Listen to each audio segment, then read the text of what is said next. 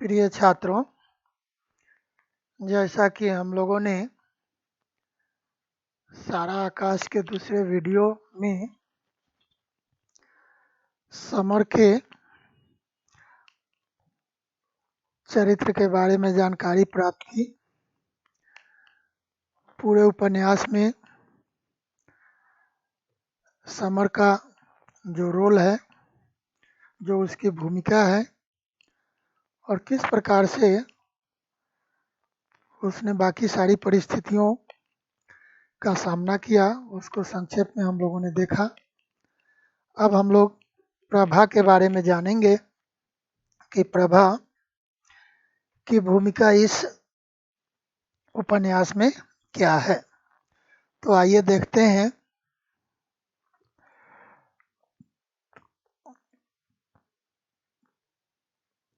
प्रभा उपन्यास की मुख्य स्त्री पात्रा है। जैसा कि हम लोगों ने देखा कि मुख्य पुरुष पात्र समर है, उसी प्रकार से मुख्य पात्रा, पुरुष को बोलते हैं पात्र और स्त्री को बोलते हैं पात्रा। तो स्त्री पात्रा मुख्य रूप से प्रभा है।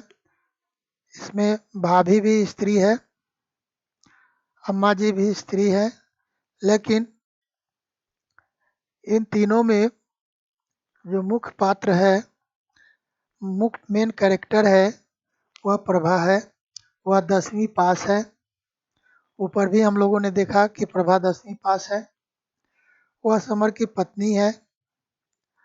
वह देखने में सुंदर है, आधुनिक तौर तरीके से रहने वाली है, अर्थात मॉडर्न फैशन की है। पर्दा करना उसे पसंद नहीं है, पर वह बड़ों का सम्मान करती है, इसलिए वह उनके आने पर आंखें नीची कर लेती है। कहने का मतलब यह है कि वह जो पुराने ज़माने में बहुएं घूंघट किया करती थी, कोई पुरुष आ जाए या कोई अड़ोस पड़ोस की महिलाएं आ जाए तो बहुएं घूंघट कर लिया करती थी, लेकिन प्रभा यह पसंद नहीं करती है, क्योंकि वह नए ज़माने की है, मॉडर्न एज की है, नए तौर तरीके से रहना पसंद करती है। पर्दा नहीं करती इसका मतलब यह नहीं कि वह पुरुषों का सम्मान नहीं करती। वह पुरुषों का सम्मान करती है, लेकिन सम्मान करने का उसका अपना तरीका है। जब कोई पुरुष आ जाए तो वह सिर नीचे कर लेती थी, आंखें नीचे कर लेती थी। समय देखने के लिए घड़ी लगाए रहती है, हाथ में घड़ी लगाए रहती है। इस पर ज़्यादा समझाने की ज़रूरत नहीं है।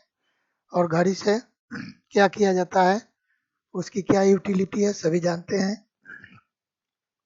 भाभी के बच्ची होने के बाद से उसके काम का बोझ बढ़ जाता है, लेकिन वह बहुत धैर्य तथा हिम्मत से सारा काम संभालती है तथा परिवार के किसी भी सदस्य की सेवा करने में कभी पीछे नहीं रहती। कहने का मतलब कि जब भाभी ने एक बच्ची को जन्म दिया तो उन्होंने घर का काम करना बंद कर दिया। तो उस समय घर के सारे काम का भार प्रभा पर आ जाता है और वह घर का सारा काम बहुत ही धैर्य और हिम्मत से संभालती है और परिवार के किसी भी सदस्य की सेवा करने में वह पीछे नहीं रहती। अम्मा के कटाक्षों को भी उत्तर दिए बिना सहती है। कटाक्ष मतलब ताना, ताना कह लीजिए, सरकास्टिक वर्ड्स बोल लीजिए। अम्मा जी हमेशा प्रभा को बोलती रहती, लेकिन उस पर भी वह ध्यान नहीं देती। वह कभी उनकी बात का बुरा नहीं मानती, यह समझ करके कि चलो वो सासू माँ है, जो बोलती हैं, उनका बोलना काम है, बोलती रहेंगी, उससे कोई फर्क पड़ने वाला नहीं है। हाँ, जब अम्मा छत पर दाल बीनने पर उसके चरित्र पर लांछन लगाती है तब उसे बहुत बुरा लगता है। एक बार की बात है, आगे हम लोग कहानी में डिटेल में देखेंगे कि वह छत पर जाकर के दाल बीन रही थी। कहने का मतलब कि दाल में जो वही छोटे मोटे कंकड़ पत्थर हों उसे वह निकाल रही थी, चून करके हटा रही थी।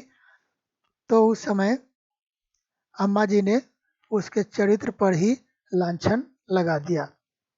तो आगे देखेंगे उन्होंने किस प्रकार के लांछन लगाए जब पूरे पाठ को पढ़ेंगे, लेकिन शॉर्टकट में यह है कि उन्होंने उसके चरित्र को अच्छा नहीं माना।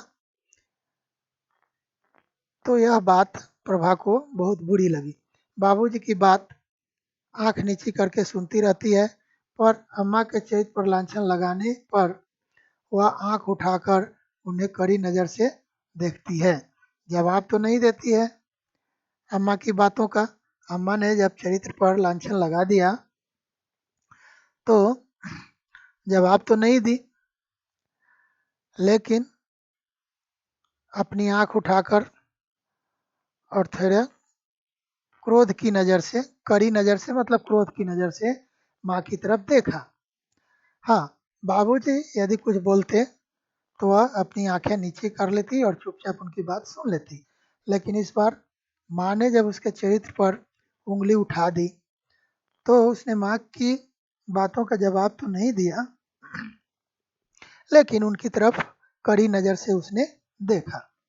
उस रात सर्दी में वह बाहर बैठकर रोती है। जिस दिन उन्होंने उसके चरित्र पर उंगली उठाई थी उसी दिन वह जाड़े की रात थी। वह बाहर छत पर बैठ करके रोती है, समझ नहीं पाती कि उसके पति उससे नाराज क्यों रहते हैं। वह खुद नहीं समझ पाती है कि उसका पति जो समर है क्यों उससे नाराज रहता है।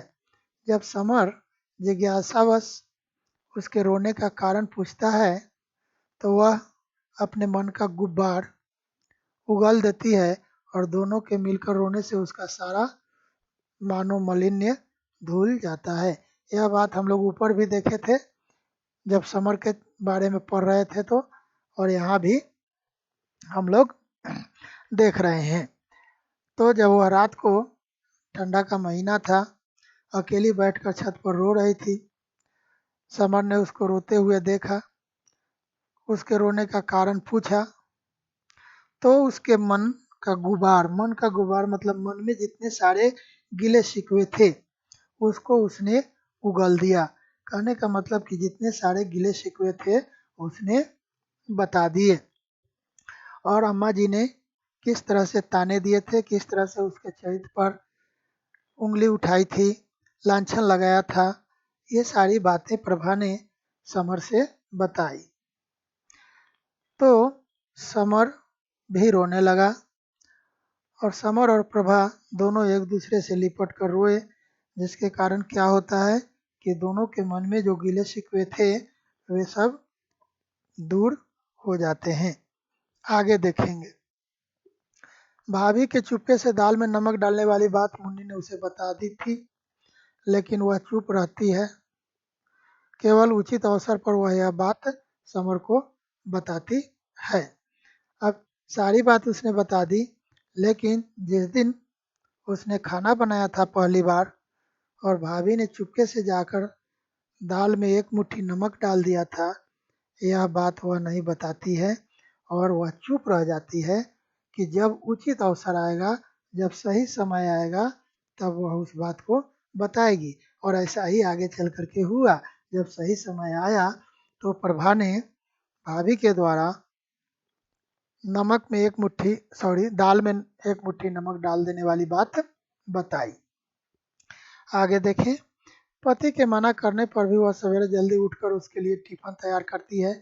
ये वहाँ की घटना है। जब हम लोग पाठ पढ़ेंगे तो हम लोग को पता चलेगा। जब समर प्रेस में नौकरी कर लेता है और सुबह 4 बजे जाता है और वहीं से 11 बजे कॉलेज चला जाता है, उस समय की बात है कि वह सवेरे बहुत जल्दी उठ जाती है और पति के लिए टिफिन बना करके तैयार कर देती है। उसका सपना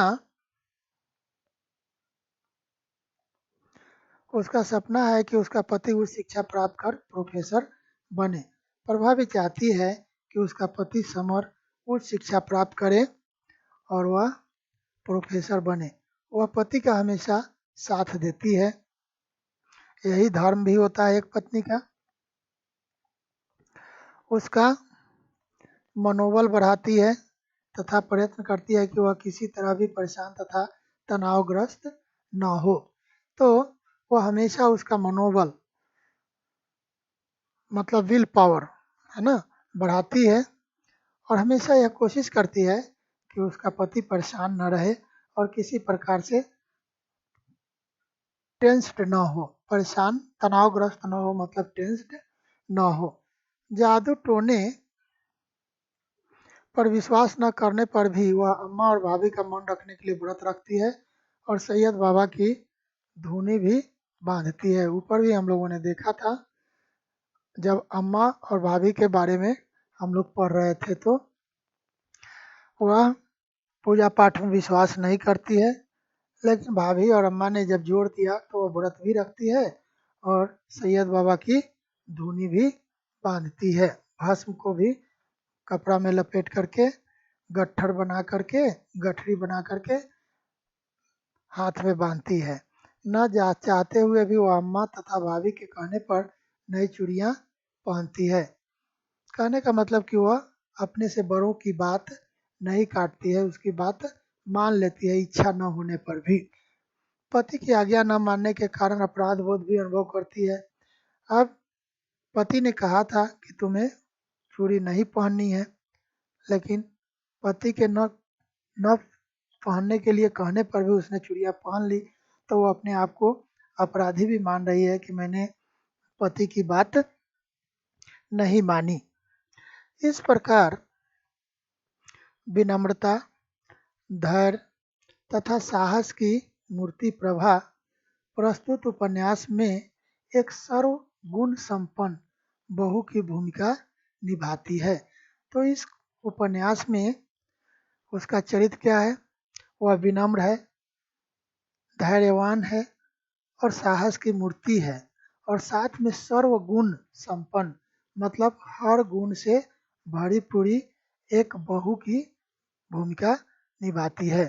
तो इस उपन्यास में जो प्रभा है वह एक विनम्र, साहस की मूर्ति और सर्वगुण संपन्न बहू की भूमिका निभाती है। तो प्रभा के बारे में हम लोग जान लिए कि इस उपन्यास को जब हम लोग पढ़ेंगे पूरी तरह से तो उसमें हमें समझ में आ जाएगा कि वह किस प्रकार से क्या क्या करती है जिससे पता चलता है कि वह विनम्र है, क्या क्या करती है जिससे पता चलेगा कि वह धैर्यवान है, क्या क्या करती है जिससे पता चलेगा कि वह साहस की मूर्ति है। और सर्वगुण संपन्न के बारे में सिलाई, कढ़ाई और संगीत इत्यादि इत्यादि की बातें हैं, वो सब हम लोग देखेंगे, आगे देखेंगे। अब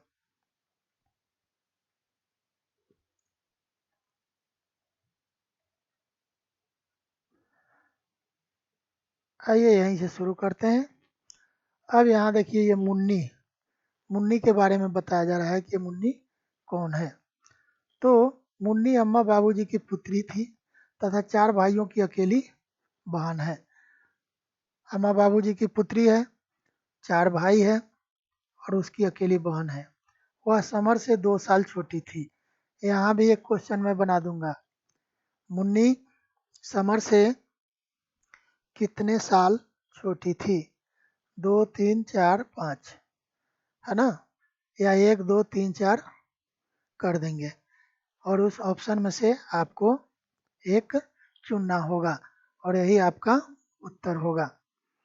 16-17 साल की उम्र में पढ़ाई छुड़ाकर कुछ घर का सामान बेचकर तथा धीरज के विवाह का सामान उसे दहेज के रूप में देकर विवाह कर दिया गया था। यहाँ भी एक क्वेश्चन बन जाएगा। मुन्नी की शादी कितनी उम्र में हुई? 16-17, 15-16, 17-18, 18-19 है ना। तो इसमें से एक ऑप्शन आपको चुनना पड़ेगा और यह ध्यान रखिएगा अगले हफ्ते तक हो सकता है कि टेस्ट आपको दिया जाए। ससुराल में उस पर मतलब मुन्नी पर बहुत अत्याचार हुए पति का चाल चलन ठीक नहीं था। चाल चलन ठीक नहीं था मतलब उसका कैरेक्टर ठीक नहीं था। 1 डेढ़ साल तो गाड़ी रोते छींकते खींचती रही, रोते छींकते खींचती रही और गाड़ी खींचती रही। वहाँ कोई बैलगाड़ी नहीं थी जो प्रभा खींचती थी, जिंदगी की गाड़ी। 1 डेढ़ साल जो उसने वहाँ जीवन गुजारा ससुराल में, वह रोते छींकते मतलब बड़ी मुश्किल से गुजारी। सास के मरने के बाद उसकी स्थिति और बिगड़ गई। जब तक सास थी तब तक तो थोड़ी स्थिति ठीक भी थी, लेकिन सास के मरने के बाद उसकी स्थिति और खराब हो गई। एक दिन उसके पति ने मुन्नी को इतना मारा कि सुबह सुबह वो अपने मायके आ पहुंची। एक दिन उसके पति ने बुरी तरह से मुन्नी की पिटाई की, जिसके कारण वह सुबह सुबह अपने माँ बाप के घर आ गई। तब से वह मायके में ही रह रही थी, तब से वह माँ बाप के घर ही रह रही थी। मुन्नी अधिक से अधिक चुप और तटस्थ रहती थी। मुन्नी बहुत गुमसुम रहती थी, और तटस्थ का मतलब हुआ कि न इस तरफ न उस तरफ, है ना, न किसी के पक्ष में न किसी के विपक्ष में। उसको बोलते हैं तटस्थ, न्यूट्रल, है ना। तटस्थ, तटस्थ का मतलब हुआ न्यूट्रल रहती थी। वह दिन ब दिन मतलब डे बाय डे, दिन ब दिन मतलब डे बाय डे पीली पड़ती जा रही थी। पीली पड़ती जा रही थी मतलब शरीर उसका सूखता जा रहा था और चेहरे की चमक समाप्त होती जा रही थी। भाभी को दाल में चुपके से एक मुट्ठी नमक डालते देखा था। जिस दिन प्रभा ने पहली बार खाना बनाया था, उस दिन भाभी ने चुपके से उस दाल में एक मुट्ठी नमक डाल दिया था, जो मुन्नी ने देख लिया था, पर भाभी के अलावा किसी को नहीं बताया।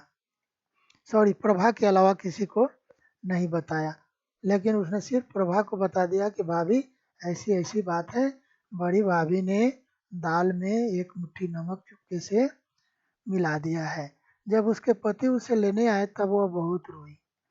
जब 2 ढाई साल बाद उसके पति, मुन्नी के पति लेने आए तो वह बहुत रोई। वह ससुराल जाना नहीं चाहती थी, क्योंकि वह अपने पति के स्वभाव को जानती थी। फिर लेकर जाएगा और फिर उसकी पिटाई करेगा। उसने बाबूजी की मिन्नत की पर वे नहीं माने। बाबूजी की मिन्नत की, कहने का मतलब कि बाबूजी से उसने प्रार्थना की, रिक्वेस्ट किया। मिन्नत की मतलब रिक्वेस्ट किया कि मुझे मत भेजिए, लेकिन बाबूजी नहीं माने और मुन्नी को भेज दिए। वह लोगों के झाड़ू बर्तन तक करके अपना पेट भर लेने को तैयार थी, पर उस निर्दयी व्यक्ति के साथ नहीं जाना चाहती थी। उसने अपने पिताजी से कहा कि मुझे भार मत समझिए, मैं यहीं किसी के घर झाड़ू बर्तन करके, है ना, अपना जीवन गुजार लूंगी, लेकिन उस निर्दयी व्यक्ति के साथ मुझे मत भेजिए। लेकिन बाबूजी नहीं माने, भेज दिए। उसे पता था कि वह उसे जान से मार डालेगा, और ससुराल में कुछ दिनों के बाद वह सचमुच मार दी गई। मुन्नी जानती थी कि जब उसको वह लेकर के जाएगा तो वहाँ उसको मार देगा, और सचमुच वही बात हुई। कुछ दिनों के बाद मुन्नी को उसने मार ही दिया। जाते समय उसने समर से कहा था, समर से जब उसको ससुराल बाबूजी जबरदस्ती भेज रहे थे, भेज दिए, और जाने के समय समर से कहा था। मुन्नी जानती थी कि अब मैं लौटूंगी नहीं, तो जो मुझे कहना है भैया को, जो छुपाए रखी हूँ अब तक, वह मैं कह करके जाऊं। तो जाते समय उसने कहा, भैया भाभी से बोलना, उनकी कोई गलती नहीं है। उसने कहा कि भाभी से बोलना, उनकी कोई गलती नहीं है। वह ऐसा क्यों कही? क्योंकि उसने दाल में एक मुट्ठी नमक रखते बड़ी भाभी को देखा था, और उसी दाल में नमक ज़्यादा होने के कारण समर बहुत नाराज चल रहा था और कभी अपनी पत्नी से बात नहीं कर रहा था। तो जाते समय उसने समझा दिया कि उसकी कोई गलती नहीं है, लेकिन खुल करके यह नहीं बताया कि ऐसी ऐसी बात है। बाबूजी के यह कहने पर बाबूजी ने क्या कहा मुन्नी को, तो मुन्नी ने क्या कहा, बेटी वहाँ बिरादरी में बदनामी फैलती है, सब लोग उंगली उठाते हैं, किस किस का मुंह रोकेंगे। कहने का मतलब यह है कि जब ब्याही बेटी मायके में आकर बैठी रहती है तो दोनों तरफ मायके में भी शिकायत होती है और ससुराल में भी शिकायत होती है। मायके में भी इधर उधर से लोग आपस में खुसुर खुसुर बात करते हैं कि क्या कारण है कि इसकी बिटिया ससुराल रहना पसंद नहीं करती है। ससुराल में भी खुसुर खुसुर लोग करते हैं, खुसुर खुसुर कि क्या कारण है कि इसकी बहू मायके में रहना पसंद करती है, ससुराल में रहना पसंद नहीं करती है। तो किसका किसका मुंह रोकेंगे, यह बात बाबूजी ने मुन्नी को समझाया। और आगे जब हम लोग पढ़ेंगे पाठ में तो वहाँ डिटेल में पढ़ेंगे कि अनब्याही मतलब बिना ब्याह की हुई बेटी को आजीवन जीवन भर रखा जा सकता है, लेकिन ब्याही बेटी को जीवन भर नहीं रखा जा सकता है। ब्याही बेटी जब मायके में रहती है तो लोग तरह तरह की बातें करते हैं। चलिए आगे देखते हैं। वह उत्तर देती है, मुन्नी उत्तर देती है, जिस दिन मेरे बारे में ऐसी वैसी बात सुनो मुझे अपने हाथ से जहर देकर मार देना बाबूजी।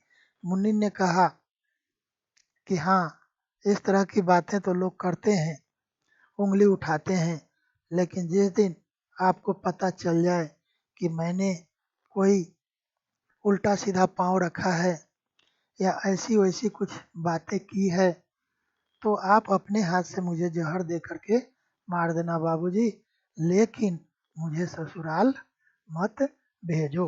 यह है मुन्नी। आगे देखेंगे।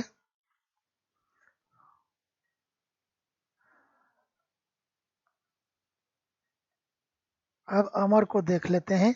धीरे धीरे हम लोग पहुंच रहे हैं परिवार के सभी सदस्यों के बारे में। अब अमर कुंवर और एक छोटी सी जो नन्ही सी जन्म ली है उसके बारे में हम लोगों को देखना है। अमर के बारे में देखेंगे। अमर जो है अम्मा बाबूजी का तीसरे नंबर का बेटा है। समर समर दूसरे नंबर का है, धीरज पहले नंबर का है। वह मुन्नी से छोटा है। पढ़ने लिखने में उसकी रुचि नहीं है, कहने का मतलब कि पढ़ने में उसे इंटरेस्ट नहीं है। वह मैट्रिक की परीक्षा में फेल हो जाता है, 10 का एग्जाम देता है, फेल हो जाता है और उसी की शादी करने के लिए बाबूजी तैयार हैं। खेलने में उसका अधिक ध्यान है। बाबूजी के कहने पर वह भाभी को लेने उसके मायके जाता है। कहने का मतलब कि प्रभा जब मायके गई थी तो समर उसे बुलाने नहीं गया गुस्सा के मारे, तो उसने बाबूजी ने समर को ही भेजा था प्रभा को बुला लाने के लिए। और यह तब की घटना है जब बड़ी भाभी बेटी को जन्म देने वाली थी। उस समय घर में कोई काम करने वाला नहीं था, तो प्रभा को उस समय बुलाया गया था और समर बुलाने नहीं गया, तो उस समय अमर को भेजा गया था। प्रभा के घर वालों का उसके परिवार वालों को धन का लोभी इत्यादि कहना उसे अच्छा नहीं लगता है, पर वह समर से कहता है कि उसके ससुराल वाले उसकी तो प्रशंसा करते हैं। उसकी इस बात से समर के प्रभा के प्रति भाव बदल जाते हैं। कहने का मतलब कि जब अमर गया था प्रभा को बुलाने, तो प्रभा के मायके वाले बहुत भला बुरा कह रहे थे। उन लोगों ने कहा कि समर का परिवार जो है वह धन का लोभी है, वह लालची है, दहेज कम मिलने के कारण नाराज है। तो यह बात अमर को बुरी लगी, लेकिन जब वह यहाँ आया और समर ने पूछा कि वहाँ के लोगों ने कुछ कहा क्या, तो उसने कहा कि नहीं, वहाँ के लोगों ने कुछ नहीं कहा, वहाँ के लोग तो आपकी बड़ाई कर रहे थे। तो यह बात सुन कर के समर के दिल में प्रभा के प्रति सद्भावना जागती है। समर सोचता है कि इतना कष्ट देने के बाद भी जब प्रभा अपने मायके गई तो उसने मेरी शिकायत नहीं की। अपनी रोटियों में घी न लगा देखकर वह अपनी भाभी से बदतमीजी से बोलता है। अब जब अमर को खाना दिया गया था और रोटी में घी नहीं लगा था तो उसने अपनी भाभी से अर्थात प्रभा से बदतमीजी से बोलता है। इस प्रकार वह अपने परिवार में कभी कभी कलेश का कारण बनता है। कलेश का कारण मतलब दुख का कारण बनता है। अपने परिवार में दुख का कारण कौन बनता है? अमर। यहाँ भी एक क्वेश्चन बन जाएगा कि परिवार में कलेश का कारण कौन बनता है? समर, अमर, कुंवर या धीरज? इस चारों में से एक को चुनना पड़ेगा जो सही होगा। इसलिए बार बार मैं याद दिला रहा हूँ, हर पंक्ति वध पढ़िएगा, इसको समझिएगा। इसीलिए मैंने पहले सबके बारे में बता दिया, बाद में हम लोग पाठ पढ़ते रहेंगे। लेकिन फिलहाल ऑब्जेक्टिव क्वेश्चन बनाना है, इसलिए मैंने यह तरीका अपनाया कि सबसे पहले क्यों ना इस पाठ में जितने सारे पात्र आए हैं उन तमाम पात्रों के बारे में आप लोगों को जानकारी दे दी जाए और उसके आधार पर मैं क्वेश्चन बना दूं। इसलिए ये 2-3 वीडियो सुनने के बाद ही आप पूरे क्वेश्चन का उत्तर दे पाएंगे इस बुक से। वह मुन्नी से बहुत प्यार करता था। अमर मुन्नी से बहुत प्यार करता था। मामा चंदन जी उसके लिए रिश्ता लाए हैं। जैसा कि पहले ही बताया कि समर की शादी भी समर के मामा चंदन ने ही कराई थी। अब अमर के लिए भी रिश्ता लेकर के उसके मामा चंदन आए हैं। बाबूजी उसका भी जल्दी विवाह करा देना चाहते हैं। जल्दी विवाह करा देना चाहते हैं किसका? अमर का। अमर मस्त प्रकृति का लड़का है। मस्त प्रकृति का मतलब कि मनमौजी। उसे कोई चिंता नहीं है, परंतु फेल होने पर वह रोता है। वह चिंतित नहीं होता है, लेकिन फेल होने पर वह रोता है। तो इस प्रकार से यह तीसरा वीडियो भी समाप्त होता है। आगे जो है उसको इस वीडियो में लेंगे तो यह वीडियो लंबा हो जाएगा, इसलिए मैं इस वीडियो को यहीं समाप्त करता हूँ और फिर जो बच रहा है उसको अगले वीडियो में कर दूंगा। तो फिलहाल इतना ही। धन्यवाद।